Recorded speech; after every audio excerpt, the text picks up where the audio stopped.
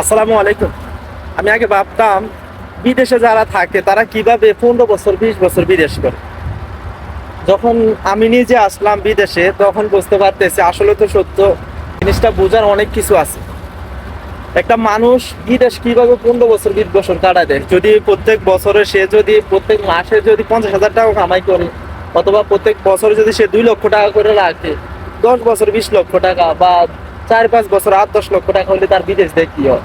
বিদেশ জীবন তো অনেক সুন্দর, টাকা দিয়ে এত টাকা দিয়ে কি করবো? কিন্তু যখন আমি নিজে বিদেশ আসছি তখন ভাবতেছি, আরে যে নিজে ভাবলাম বিদেশ আসার পরে, বিদেশ জিনিসটা হয়েছে আপনার শুধু মানুষের স্বপ্ন পূরণ করা, ফ্যামিলি আত্মীয় স্বজন সবাই নিজের চাহিদা পূর্ণ করা, নিজের বলতে অবশেষে কিছুই থাকেন। বিদেশ জিনিসটা হচ্ছে এমন, এটা আমি আসার পরে একদম প্রত্যেকটা হারে হারে এবং প্রত্যেকটা ধাপে ধাপে বুঝতে পারতেছি। আপনি যতই টাকা কামাই করেন আপনার স্বপ্ন পূরণ হইব না।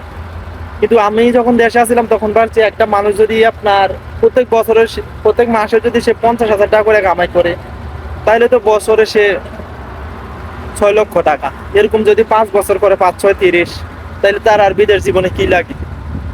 কিন্তু এখন আইসা বুঝলাম আসলে সত্য, বিদেশিদের টাকা থাকে না। বিদেশিদের টাকা থাকে না কারণ তার দিকে ফ্যামিলি, তার পরিবার পরিজন সবাই তাকায় থাকে তার দিকে, কারণ সে একজন বিদেশি।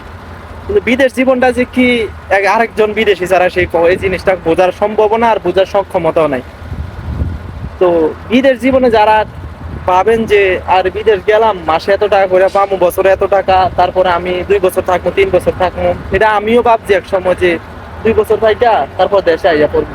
আজকে প্রায় কি কইতাম 3 বছর প্লাস হয়ে গেল, এখনো দেশে যাওয়ার স্বপ্নই দেখতেছি না। কারণ সবার চাহিদা পূর্ণ করতে পারতেছি না, সবারে ভালো রাখতে পারতেছি না, ইত্যাদি। তো বিদেশ জীবন নিয়ে আমি মনে করি এরকম আশা করাটা ঠিক না।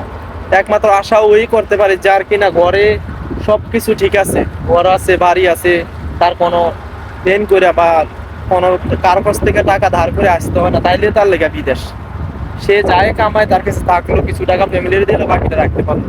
আর যদি তারে দিয়া ফ্যামিলি চলে, একজন প্রবাসী তার যদি সে যদি তার ফ্যামিলি চালায়, তার উপর যদি তার ফ্যামিলির পুরো দায়িত্ব থাকে, তার উপর যদি তার অনেক চাহিদা থাকে, আমি মনে করি বিদেশ জীবনটা অনেক কষ্টের। আপনি 15 বছর 20 বছরও আপনি কিছুই করতে পারবেন না। এই হলো বিদেশের গল্প। সবাই ভালো থাকবেন, সবার জন্য সবাই দোয়া করবেন, সবাই 5 ওয়াক্ত নামাজ পড়বেন। সবকিছুর মালিক আল্লাহ, সৃষ্টিকর্তা। কষ্টের পরে সুখ ইনশাল্লাহ।